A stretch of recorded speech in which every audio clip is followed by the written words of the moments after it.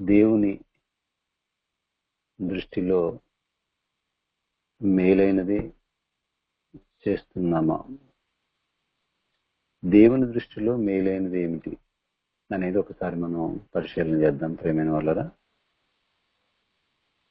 దేవుని దృష్టిలో మేలైనది అనేది ఈరోజు మర్చిపోతున్నటువంటి పరిస్థితుల్లో ఒకరికొకరు మరి రకరకాలుగా మరి పోరాటం చేసుకుంటున్నటువంటి పరిస్థితులు ఈరోజు. అంటే ఒకే విశ్వాసాన్ని కలిగినటువంటి అందరికీ యేసుక్రీస్తు ప్రభువు, అందరికీ యేసుక్రీస్తు ప్రభువే అని నోటితో ఒప్పుకుంటున్నాము. కానీ ప్రియులారా, మరి అందరూ ఈరోజు ఏకంగా అంటే ఒకే విధానం ఒకే విధంగా ఉండలేకపోవడానికి గల కారణము మనం పరిశీలన చేయాలి. ప్రియులారా, ఎందుకు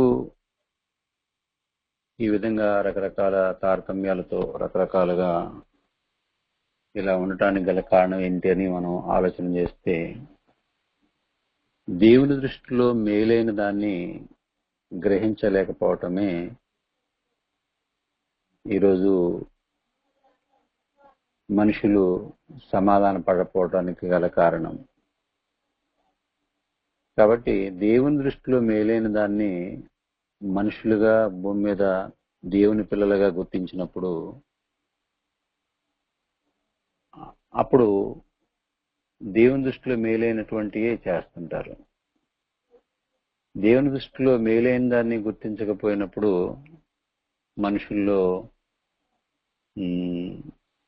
మనుషుల ఆలోచనలే కనపడుతుంటాయి. దేవుని దృష్టిలో మేలైనటువంటి దాన్ని గుర్తించినప్పుడు మనుషులు మరి అన్ని విషయాల్లో మరి సమాధాన పడుతూ దేవుని చిత్తాన్ని జరిగించడానికి అవకాశం ఉంటుంది. కాబట్టి ఒకసారి మనం ఆలోచన చేస్తే, ఇశ్రాయేలీలు మరి ప్రియులారా, మనం ఇశ్రాయేలీల గురించి మనం ఆలోచన చేస్తే, దేవుడు వాళ్ళ పరిస్థితిని, ఐగుప్తులో ఉన్నప్పుడు వాళ్ళ పరిస్థితిని తెలుసుకున్నటువంటి దేవుడు మోషేని ద్వారా వాళ్ళని బయటికి తీసుకొని ఎన్నో అద్భుతాలు, ఎన్నో ఆశ్చర్యకార్యాలు జరిగించి తీసుకుని వస్తాడు. ఇదంతా చరిత్ర, హిస్టరీ మనందరికీ తెలుసు. కానీ ప్రియులారా, మనం ఆలోచన చేస్తే ఇశ్రాయేలీల యొక్క మనస్తత్వం, సైకాలజీ ఒకసారి బైబిల్ గ్రంథంలో మనం పరిశీలన చేస్తే, వీళ్ళు మోషే నాయకత్వంలో వీళ్ళెప్పుడు కూడా మోషేని విసిగించే పనిలోనే ఉంటారు. కాబట్టి మనం ఒకసారి పరిశీలన చేస్తే, నిర్గమాకాండము 14వ అధ్యాయంలో దేవుని దృష్టిలో మేలైనటువంటి దాన్ని గ్రహించే పరిస్థితుల్లో లేరు ఇశ్రాయేలీలు. ఈరోజు క్రైస్తవులుగా మనం కూడా దేవుని దృష్టిలో మేలైనటువంటి దాన్ని గ్రహించేవారిగా ఉండాలని దేవుడు అనేక విషయాలు మన కొరకు వ్రాయించింది. కాబట్టి ప్రియులారా, మనం ఆలోచన చేస్తే నిర్గమాకాండం 14వ అధ్యాయంలో 10వ వచనం చూస్తే, ఫరో సమీపించుచుండగా ఇశ్రాయేలీలు కన్నులెత్తి ఐగుప్తీయులు తమ వెనుక వంచుట చూసి మిక్కిలి భయపడి యెహోవాకు మొరపెట్టిరి. మంచిదే, చాలా సంతోషం. ఇప్పుడు ఇక్కడ మనం బాగా ఆలోచన చేస్తే 14వ అధ్యాయం 10వ వచనంలో చూస్తే, ఫరో సమీపిస్తుండగా ఇశ్రాయేలీలు కన్నులెత్తి ఐగుప్తీయులు తమ వెనుక వచ్చుట చూసి మిక్కిలి భయపడి యెహోవాకు మొరపెట్టిరి. మంచిది, మొరపెట్టండి. నా మొరపెట్టి నాకు ఉత్తరం, నేను మీకు ఉత్తరం ఇచ్చేదను అని దేవుడు సెలవిచ్చినట్లుగా మొరపెట్టి అలా మౌనంగా ఉంటే బాగుండదు. కానీ ప్రియులరా, అంతటా వారు మోషేతో, ఐగుప్తులో సమాధులు లేవని ఈ అరణ్యములో చచ్చుటకు మమ్మల్ని రప్పించితివా? మమ్మల్ని ఐగుప్తులో నుండి బయటికి రప్పించి మమ్మల్ని ఇట్లు చేయనేలా? ఏమండి, భక్తులుగా దేవుని పిల్లలుగా మొరపెట్టడం మంచిదే. మొరపెట్టినటువంటి వీళ్ళు మళ్ళా అదే నోటితో మోషే మీద సణుగుతూ ఉన్నారు ప్రియులారా. ఇక్కడ చూడండి, మొరపెట్టినోడు మౌనంగా ఉంటే బాగుండేది. సమాధులు లేవా? చావటానికి మమ్మల్ని తీసుకొచ్చావా? ఏమండి, అక్కడ అసలు దేవుని దృష్టిలో, దేవుని దృష్టితో ఏమాత్రం దేవుని దృష్టి లేదు, దేవుని ఆలోచన లేదు, దేవుని ఉద్దేశాలు లేవు. అంతా బాగుంటే హత్తుకుంటారు, అంతా బాగుంటే స్తోత్రాలు, అంతా బాగుంటే దేవుడు గొప్పవాడు. అంతా పరిస్థితులు తారుమారు అవుతున్నప్పుడు ఇక దేవునికి మొరపెట్టారు, నడిపించే నాయకుడి మీద తిరగబడ్డారు. చూడండి ఎంతగా తిరగబడుతున్నారు చూడండి. అంటే మనుషుల యొక్క, దేవుని పిల్లల యొక్క మొట్టమొదటి ఏర్పాటు చేసుకున్న ఇశ్రాయేలీయుల యొక్క సైకాలజీ అండి. ఈ సైకాలజీ అనేది మనం ఆలోచన చేస్తే ఆది కాండంలోనే ప్రారంభం అవుద్ది. ఆదాము అన్నప్పుడు, నేను తినవద్దన్న పండును నువ్వు తింటివా అన్నప్పుడు, ఆదాము అన్నటువంటి మాట కూడా అదే. తప్పుని సరిదిద్దుకొని, తప్పుగా ఒప్పుకునేటటువంటి మనసు దేవునికి ఇష్టమైంది ప్రేమైన వాళ్ళరా మనందరికీ. కానీ ఎంతవరకు కూడా నాది తప్పు కాదు అన్నట్టుగానే మనం ఎప్పుడు బిహేవ్ చేస్తుంటాం. ఇక్కడ ఆలోచన చేస్తే ఆదాము గారు కొన్నటువంటి సైకాలజీ ఏంటంటే, నీవు నాకు ఇచ్చిన స్త్రీయే. ఆదాము నోట నుంచి వచ్చిన మాట అదే, అవ్వ నుంచి వచ్చినటువంటి మాట కూడా అదే. సర్పము నన్ను మోసపుచ్చింది. ప్రియులారా, మనం ఆలోచన చేస్తే మోస చేసేవాడి కంటే మోసపోయేవాడిదే చాలా తప్పండి. అందుకే లేఖనాల విషయంలో కూడా మనము ఈరోజు ఎంతగానో, అంటే పొగట్టం అని కాదు కానీ, ప్రభాకర్ గారు ఎంతగానో కష్టపడుతున్నారు రియల్గా. ఎందుకంటే తెలియనప్పుడు సర్దుకుపోతాం. అంటే మనకు తెలిసినప్పుడు, ఒక వాస్తవం తెలిసినప్పుడు ఆ వాస్తవంలోకి రావటానికి ఇష్టపడాలి. ఈరోజు వాస్తవాన్ని చెప్తున్నప్పటికీ కూడా ఒప్పుకోలేనటువంటి పరిస్థితి. ఒక మెట్టు దిగుదాం, నాకంటే చిన్నోడు, నాకంటే పెద్దోడు ఒక మంచి విషయాన్ని చెప్పాడు, దాన్ని ఒప్పుకొని ఒక మెట్టు దిగుదామనే మనసు బోధించే బాధకులమైనటువంటి, ఈరోజు గొప్ప గొప్ప బాధకులు అనుకున్నటువంటి వాళ్ళు, పేరు పొందినటువంటి బాధకులు, ఒక పేరు లేనటువంటి వ్యక్తి చెప్పినప్పుడు, ఒక విషయాన్ని చెప్పినప్పుడు సర్దుకుపోతే ఎంత బాగుంటుంది. దేవునికి నచ్చింది అదే. ఏదైనా తోటలో దేవునికి నచ్చింది అదే. కోపం రావటానికి గల కారణం కూడా అదే. తప్పుని తప్పుగా ఒప్పుకుంటే దేవుడు ఇంకా ఎంతగా సర్దుబాటు చేసేవాడు మన జీవితాలను అనిపిస్తుంటది నాకు. కాబట్టి ఇక్కడ ఆదాం సైకాలజీ, అవమ్మ సైకాలజీ చూస్తే, ఇక్కడ ఇశ్రాయేలీల సైకాలజీ కూడా చూడండి. వీళ్ళ మనస్తత్వాలు కూడా, ఏమండి, ఎన్ని అద్భుతాలు చేశాడు ఐగుప్తులో, ఎన్ని ఆశ్చర్య కార్యాలు చేశాడు. వీళ్ళని తీసుకురావడానికి దేవుడు ఎంతగా పనిచేశాడు. ఆ పనంతా మర్చిపోయారండి. ఏమండి, పగలు, ఏమండి, మనం చూడండి అసలు దేవుడు ఈరోజు మన జీవితాలు కూడా ఎన్నో చేస్తున్నాడు. 13వ అధ్యాయంలో చూస్తే ప్రియులారా, వారు 20వ వచనం, వారు సుక్కోతు నుండి ప్రయాణం అయిపోయి అరణ్యము దగ్గరనున్న ఏతాములు దిగిరి. వారు పగలు రాత్రియు ఏమండి ప్రయాణం చేయునట్లు యెహోవా త్రోవలో వారిని నడిపించుటకై పగటి వేళ మేఘస్తంభంలో వారికి వెలుగిచ్చుటకై రాత్రి వేళ అగ్నిస్తంభంలో ఉండి వారికి ముందుగా నడుస్తూ వచ్చెను. ఆయన పగటి వేళ మేఘస్తంభమునై రాత్రి వేళ అగ్నిస్తంభమునై ప్రజల ఎదుటి నుండి తొలగింపలేదు. బా ఏంటండి ఆయన కృప, ఆయన కృప. ఈరోజు ప్రపంచానికి ఆయన కృప అర్థం కాలేదు. ఆయన ప్రజలైనా ఆయన కృపను అర్థం చేసుకుంటారేమో అని ఎంతగానో ఆయన ఆశపడుతున్నాడు. నిజంగా ప్రియులారా, లోకంలో పాట పాడుకుంటారు, నువ్వు చూడకపో నేను చూస్తూనే ఉంటాను, నువ్వు మాట్లాడకపో నేను మాట్లాడుతూనే ఉంటానని. ఈ ప్రపంచం దేవుని పాటను దొంగిలించి ఈ లోకంలో ఉన్న ప్రేమలకు, ఈ లోకంలో శరీర సంబంధమైన వాటికి ఉపయోగించుకుంటున్నారు. నువ్వు చూడకపో నేను చూస్తూనే ఉంటాను, నువ్వు మాట్లాడకపో నేను మాట్లాడుతూనే ఉంటాననే ఈ వెర్షను, ఈ డైలాగు దేవుని ప్రేమైన వాళ్ళరా.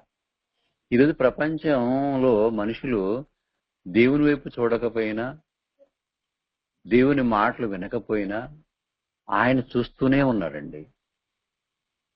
ఏమండి, ఎలా చూస్తున్నాడు, ఎలా మాట్లాడుతున్నాడు చూడండి. అపోస్తలుల కార్యములు 14వ అధ్యాయం చూస్తే 14వ అధ్యాయము 16వ వచనం 17వ వచనం చూస్తే, అయినను ఆయన ఆకాశము నుండి మీకు వర్షమును ఫలవంతములైన ఋతువులను దయచేసు. పౌలు మరి ఇక్కడ మనం ఆలోచన చేస్తే సువార్త ప్రకటిస్తారు. లుస్త్రాలో బలహీన పాదములు గలవాడు ఉంటే అతడు పుట్టిన మొదలుకొని కుంటివాడిగా ఉన్నప్పుడు వాడిని స్వస్థత జరిగించినప్పుడు వాళ్ళందరూ అక్కడ ఉన్నటువంటి వాళ్ళందరూ బర్నబాకు ద్యూపతని, పౌలు ముఖ్య ప్రసంగికుడైనందున హెర్మే అని బిరుదులు ఇస్తారు. అక్కడ ఒక అద్భుతమైన మాట చెప్తున్నాడు. ఆయనను ఆకాశం నుండి మీకు వర్షమును ఫలవంతములైన ఋతువులను దయచేసు, ఆహారమును అనుగ్రహించుచు, ఉల్లాసంతో మీ హృదయములను నింపుచు, మేలు చేయటి చేత తన్ను గూర్చి సాక్ష్యం లేకుండా చేయలేదని బిగ్గరగా చెప్పారు. ఈ ప్రపంచానికి దేవుడు ఎంత మేలు చేస్తున్నాడండి. ఈరోజు ఎంతగా మేలు చేస్తున్నాడండి ఋతువులను. ఈరోజు మనుషులు చూడటం లేదండి, ఆయన సాక్ష్యాలను చూడటం లేదు. ఆయన సాక్ష్యాలను చూడకపోయినా ఆయన చూస్తున్నాడు. వీళ్ళు మాట్లాడకపోయినా ఆయన మాట్లాడుతున్నాడు. ప్రపంచం గుర్తించకపోయినప్పటికీ తన పిల్లలైనటువంటి ఇశ్రాయేలీలు గుర్తిస్తారేమోనని. ఏమండి, ప్రయాణం, అరణ్యంలో ప్రయాణం ఏమన్నా పిల్లలకి ఏమన్నా అయిపోద్దేమో అని. తన పిల్లలకి ఏమైపోతారని పగటి వేళ మేఘస్తంభంలోనూ వెలుగుచుటకై రాత్రి వేళ అగ్నిస్తంభంలో ఉండి వారికి ముందుగా నడుచుతూ వచ్చినండి. ఎంత స్పష్టంగా రాయబడిందండి. ఏంటండి ఆ కేరింగ్, ఏంటండి ఆ భద్రత, ఏంటండి? ఈరోజు ప్రియులారా, భూమి మీద ఉన్నటువంటి మన జీవితాలు ఇప్పటికీ మనం సజీవులుగా ఉన్నాము అంటే, బ్రతికున్నాము అంటే కేవలం అండి ఈరోజు మనం ఆదివారానికో గురువారానికో ఏమండి అలవాటు పడుతున్నాం. నిజంగా ఈరోజు బైబిల్ని పై దృష్టి నిజంగా మనం పెట్టినా పెట్టకపోయినా నిజంగా ఈరోజు మనం ఈ స్థితిలో ఉన్నాము, ఈ పరిస్థితుల్లో ఉన్నామంటే ఏమండి దేవునికి ఎంతగానో మనం రుణపడి ఉన్నాం ప్రేమైన వాళ్ళ. ఈరోజు ఇప్పటికీ కూడా మన్ని ఇంత వయసు వచ్చేదాకా మన్ని ఎంతగా పోషిస్తున్నాడండి. ఈరోజు ఒక రోజు ఖర్చు మనకి ఎంత అవుతుందండి ఆలోచన చేయండి. 3 పూట్ల ఒక మనిషికి ఎంత ఖర్చు అవుతుంది అన్ని లెక్కలేసుకుంటున్నామండి మనం. కానీ దేవుడు ఈరోజు ప్రపంచానికి ఇచ్చేటటువంటి ఖర్చు, ఆయన ఎంత ఖర్చు పెడుతున్నాడో ఆలోచన చేయండి. గుర్తించలేనటువంటి పరిస్థితుల్లో ఉన్నారు. సమాజం గుర్తించట్లేదు. పాటలు పాడుకుంటుంది, మనుషులు పాటలు పాడుకుంటున్నారు. నువ్వు చూడకపో నేను చూస్తూనే ఉంటాను, నువ్వు మాట్లాడు నేను మాట్లాడుతూనే ఉంటాను. ఎన్నో ఊసులు మనుషుల్లో ఉన్నాయి. కానీ దేవుణ్ణి గుర్తించలేనటువంటి పరిస్థితుల్లో ఉన్నారండి. 14వ అధ్యాయానికి వచ్చేసరికి వీళ్ళు ఎలా మాట్లాడుతున్నారు చూడండి. ఒక కష్టం వచ్చినప్పుడు కుటుంబంలో సర్దుబాటు చేసుకోలేని పరిస్థితిలో ఉన్నారు దేవుని పిల్లలుగా. ఒక కష్టం వచ్చినప్పుడు సర్దుబాటు చేసుకునేటటువంటి పరిస్థితుల్లో లేరు దేవుని కుటుంబాలు. ఒక వాక్య విషయంలో ఏదైనా సమస్య వచ్చినప్పుడు సర్దుబాటు చేసుకునేటటువంటి పరిస్థితుల్లో లేరు. ఈరోజు క్రైస్తవ బోధకులుగా ఎవరి కాళ్ళు గొప్ప బోధకులుగా పిలువబడటానికి ఆరాటపడుతున్నటువంటి పరిస్థితులు ఎక్కువ కనపడుతున్నాయి. నేను గొప్ప అంటే నేను గొప్ప, నేను గొప్ప అంటే నేను గొప్ప అని ఆలోచనలోకి వెళ్ళిపోతున్నారే తప్ప, ఇదిగో మనం అందరం కలిసి దేవుని వాక్యం గొప్పది అని చాటి చెప్పుకుందాము.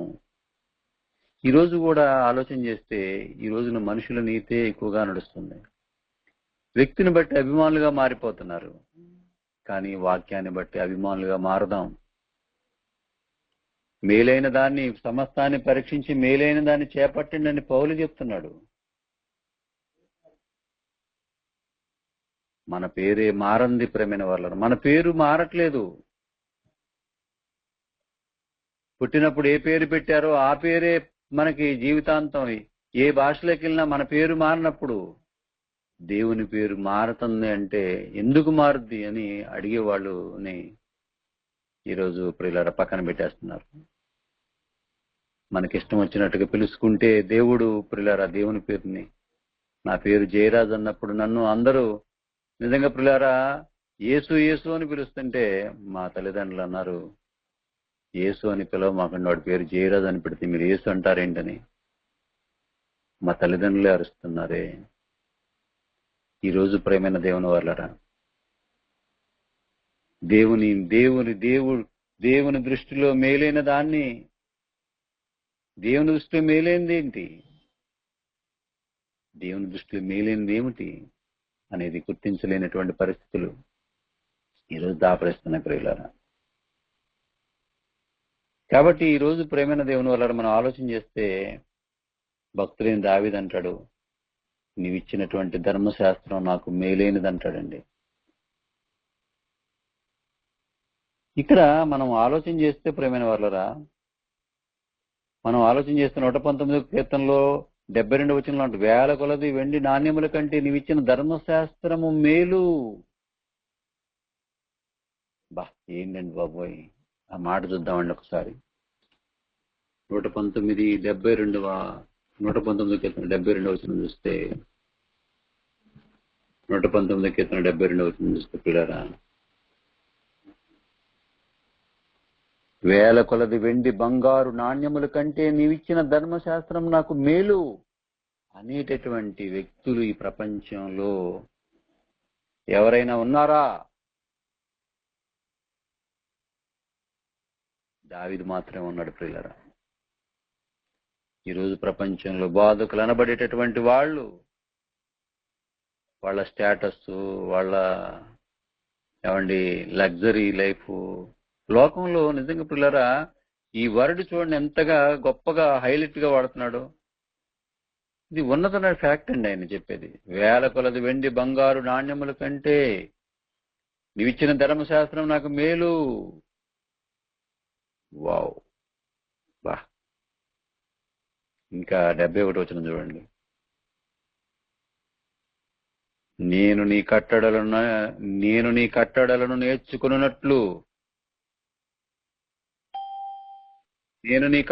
నేర్చుకున్నట్లు శ్రమ నొంది యుండుట నాకు మేలాయను. బా, నేను నీ కట్టడలను నేర్చుకున్నట్లు శ్రమ నొంది యుండుట నాకు మేలాయను. దేవుని దృష్టిలో మేలు చూడండి ఎంత గొప్ప మేలేదో. దేవుని దృష్టిలో మేలేంటో చూడండి ప్రేమైన వాళ్ళరా. శ్రమ నొంది, నేను నీ కట్టడలను నేర్చుకున్నట్లు శ్రమ నొంది యుండుట నాకు మేలాయను. వేల కొలది వెండి బంగారు నాణ్యముల కంటే నీవిచ్చిన ధర్మశాస్త్రం నాకు మేలు. ఏమండి, దేవుని దృష్టిలో మేలు అంటే ప్రేమైన వాళ్ళ మేలేది చెప్తున్నాడండి భక్తుడైన దావీదు.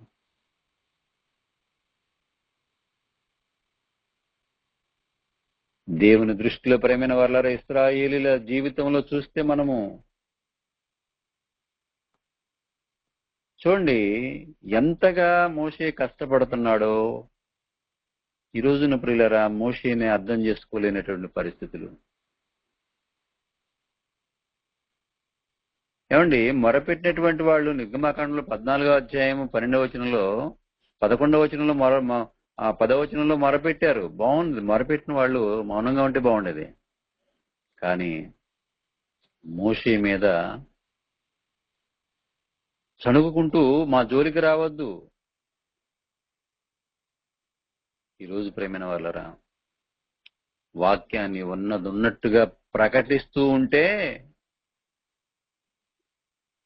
మా జోలికి రావద్దు అనే పరిస్థితి అయిపోయింది. ఎందుకు అంత భయం? ఎందుకండి భయం? ఎందుకు అసలు? దేవుని పిల్లలే కదా, భయం ఎందుకు? నిజంగా ఎవరు భయపడుతుంటారు, ఎవరు నోటికొచ్చినట్టు మాట్లాడుతుంటారు, ఎవరు ఇష్టం వచ్చినట్టుగా బిహేవ్ చేస్తుంటారంటే ఏమండి దేవుని దృష్టిలో మేలైన దాన్ని గుర్తించినటువంటి వాళ్లే నోటికొచ్చినట్టుగా మాట్లాడుతుంటారండి, భయపడుతుంటారు, పిరికితనం ఉంటుంది వాళ్ళలో. ఇది చూడండి ఎంత పిరికి వాళ్ళుగా మారిపోయారు. ఆదాం ఎందుకు పారిపోయాడు? ఎందుకు భయపడిపోయాడు? మేలైన దాన్ని చేయలేదండి. అందుకని మేలైనది చేయనెరుగుండి చేయని వానికి పాపం అంటాడు యాకోబు పత్రికలో. ప్రేమైన వాళ్ళ మీకు విషయాలు తెలుసాయని. మేలైనది చేయనప్పుడు మనిషి బలహీనుడైపోతారు, నోటికొచ్చినట్టుగా మాట్లాడుతుంటారు, ఇష్టం వచ్చినట్టుగా వాళ్ళ ఇష్టమిక. ఎందుకంటే దేవుని దృష్టిలో మేలైనది లేదు వాళ్ళ హృదయంలో. మా జోలికి రావద్దు, ఐగుప్తులకు దాసులు మగుదమని ఐగుప్తులు మేము నీతో చెప్పిన మాట ఇదే కదా.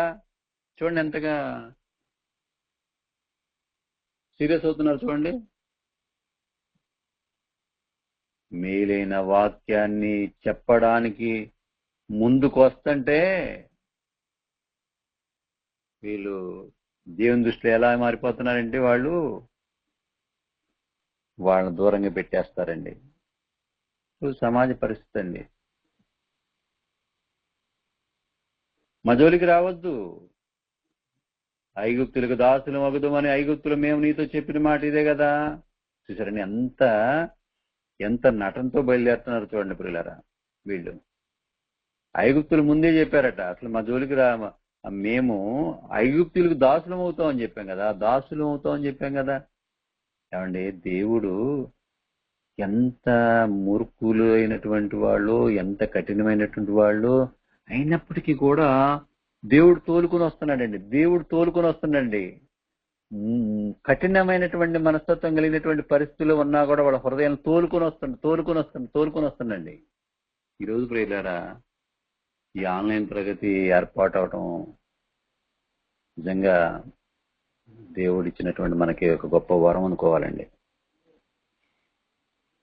మనుషుల ఆలోచనలే తప్ప దేవుని ఆలోచనలు ఏమాత్రం కూడా లేవండి. వీళ్ళు కష్టంగానే వస్తున్నారు. దేవుడు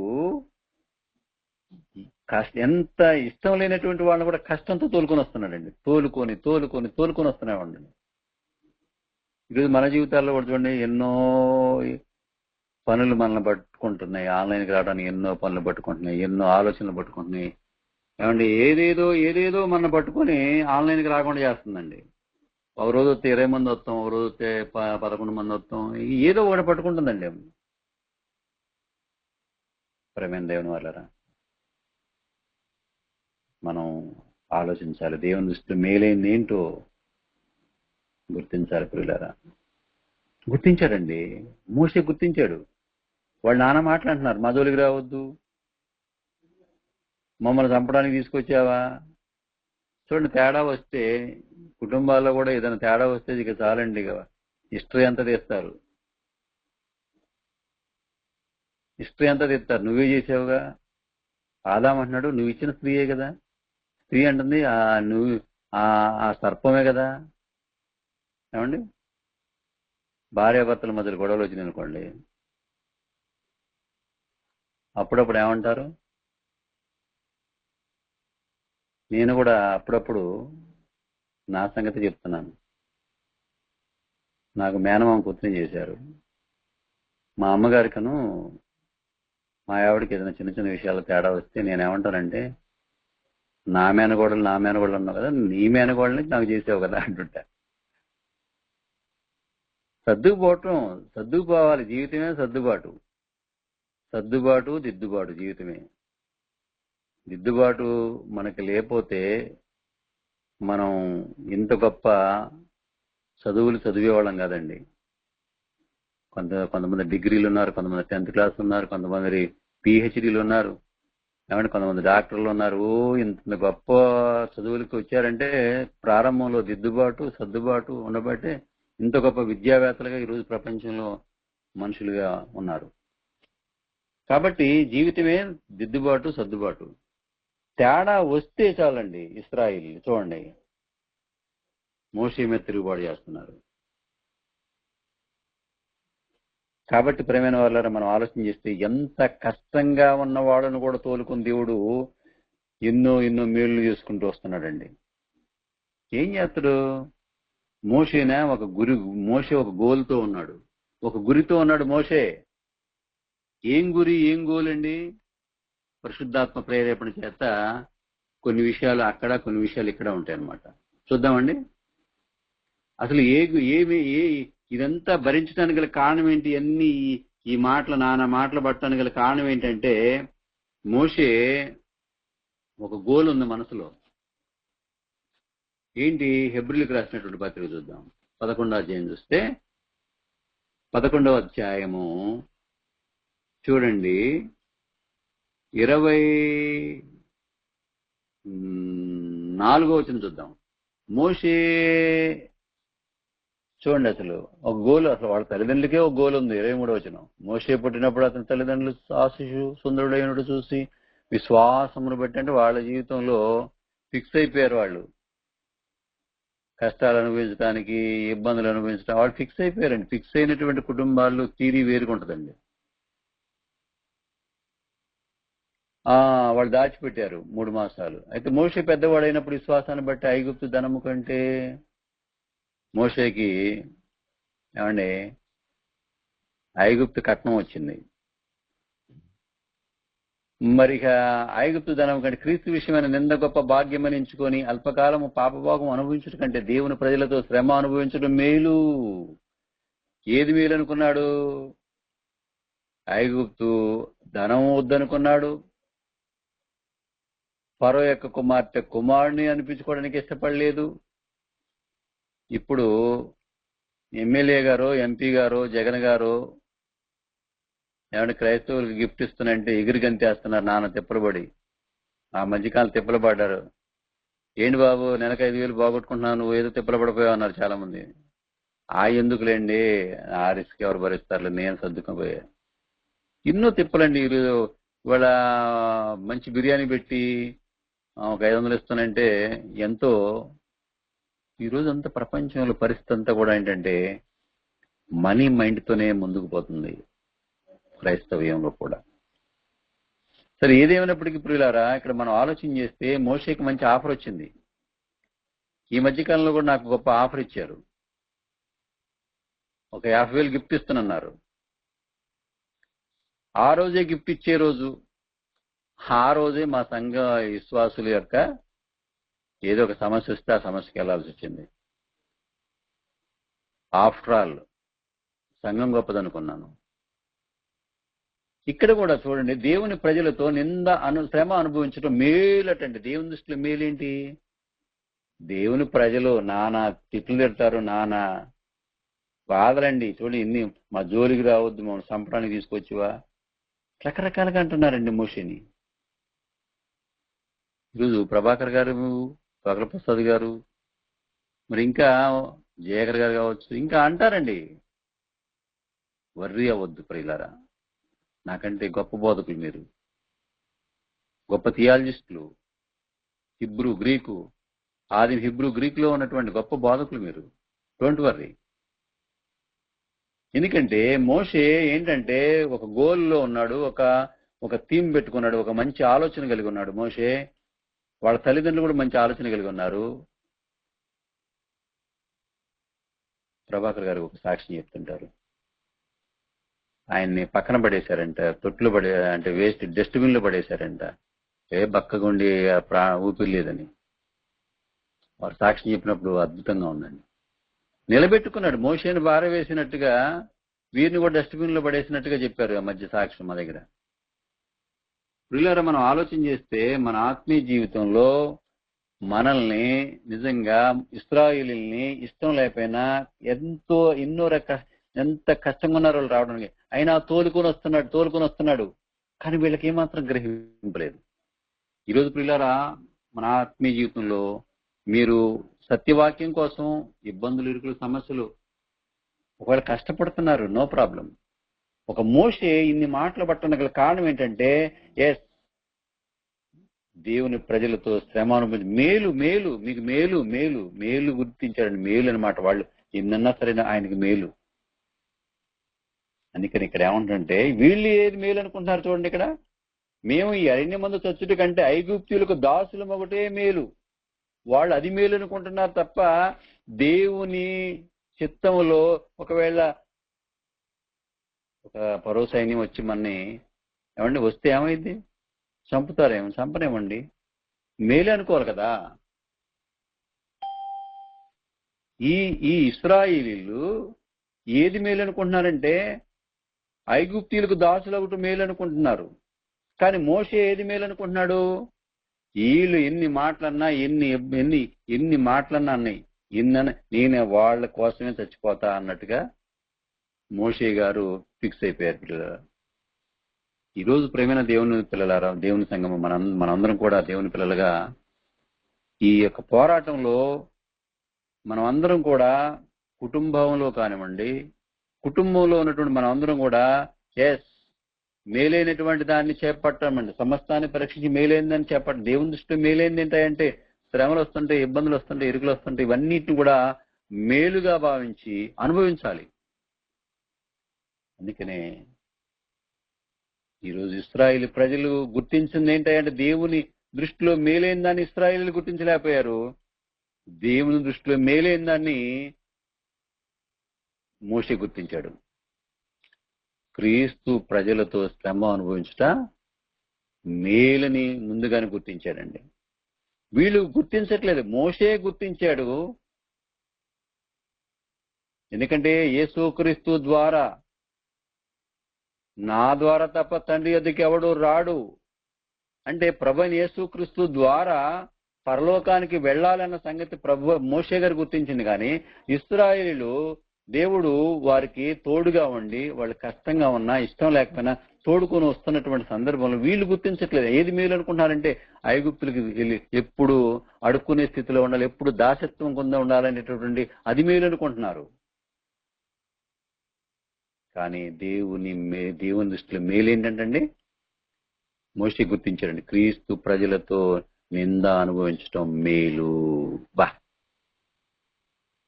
ఎంత గొప్ప సంగతి ప్రేమైన వాళ్ళరా. ఈరోజు మన ఆత్మీయ జీవితంలో మేలేంటంటే ఎన్ని మాటలన్నా నాకు అది మేలే. అప్పుడు మోషే అంటున్నాడు, అందుకు మోషే భయపడకుడు. ఏమండి, ఇన్ని మాటలు చూడండి, ఐగుప్తులో సమాధులు లేవని అరణ్యములు సచ్చుటకు మమ్మల్ని రప్పించితివా? మమ్మల్ని ఐగుప్తుల నుండి బయటకు రప్పించి మమ్మల్ని ఎట్లా చేసావేంటి? మా జోలికి రావద్దు. ఈ అరణ్యం ముందు మేము ఐగుప్తుల సమాధులు లేవని ఈ అరణ్యంలో చనిపోవడానికి మమ్మల్ని రప్పించి, ఇలా సీరియస్ అయిపోయారండి వాళ్ళు. మోషే మీద తిరుగుబాటు చేసేసరికి ఏమండి, ఈయన ఒక్కడు అప్పటికే సుమారుగా కొన్ని లక్షల మంది ఉన్నారండి. అంతమంది రివర్స్ అయ్యేసరికి ఏమండి, మోషే చూశారండి, ఏమన్నా సీరియస్ అయ్యాడా? అందుకు మోషే భయపడకుడి, యెహోవా మీకు నేడు కలుగుజేయు రక్షణను మీరు ఊరక నిలుచుండి చూడండి. ఈయన మంచి గురితో ఉన్నాడండి, మంచి హోప్ ఉంది ఈయనకి, మంచి హోప్తో ఉన్నాడండి, నిరీక్షణతో ఉన్నాడు. మీరు నేడు చూసిన ఐగుప్తుల్ని ఇక మీదట మరి అన్నాడు చూడరు. యెహోవా మీ పక్షమున యుద్ధము చేయును, మీరు ఊరకే ఉండవలని ప్రజలతో చెప్పెను. ఎంత కాన్ఫిడెంట్ గా ఉన్నాడండి. ఈరోజు ప్రేమైన వాళ్ళరా, దేవుని దృష్టిలో మేలు ఏమిటి అనేది ఒక మోషే గుర్తించాడు, కానీ ఇశ్రాయేలీయులు గుర్తించలేనటువంటి పరిస్థితి. ఈరోజు క్రైస్తవులుగా, వాదుకులుగా, విశ్వాసులుగా ఉన్నటువంటి మనము ఏది మేలని, అసలు దేవుని దృష్టిలో మేలైన దాన్ని మనం అనుభవిస్తున్నామా? దేవుని దృష్టిలో మేలైన దాన్ని మనం కలిగి ఉన్నామా? ఈరోజు పిల్లరా, దావీదు అంటున్నాడండి, వేల కొలది వెండి నాణ్యముల కంటే భూమి మీద ఉన్నటువంటి అసలు హైలైట్ ఏదంటే గోల్డ్, నిజంగా వెండి, బంగారానికి ఈరోజు ప్రపంచం, ఈరోజు మార్కెట్లో, షేర్ మార్కెట్ లో కూడా అది దానికి ఎప్పుడు డౌన్ లేదండి, ఎప్పుడు రేజింగ్ లోనే ఉంది. షేర్ మార్కెట్ లో, షేర్స్ లో చూస్తే కూడా అసలు అది దానికంటే కూడా దేవుని గ్రంథం గొప్పదని మేలైందంటే ఏంటంటే మామూలు విషయం అండి. ఇంకా క్రీస్తు ప్రజలతో నింద అనిపించడం మేలు అంటున్నాడండి. ఆయనకి మేలులు ఇవి కనపడుతున్నాయి. ఇంకా మేలు ఏంటంటే యేసు ప్రభు వచ్చిన తర్వాత 6వ అధ్యాయము 27వ వచనం చూసుకుని ముగింపులోకి వచ్చేస్తానండి, సమయం ఇప్పటికే కాలాతీతం అయిపోతుంది. లూకాసు వార్త 6వ అధ్యాయము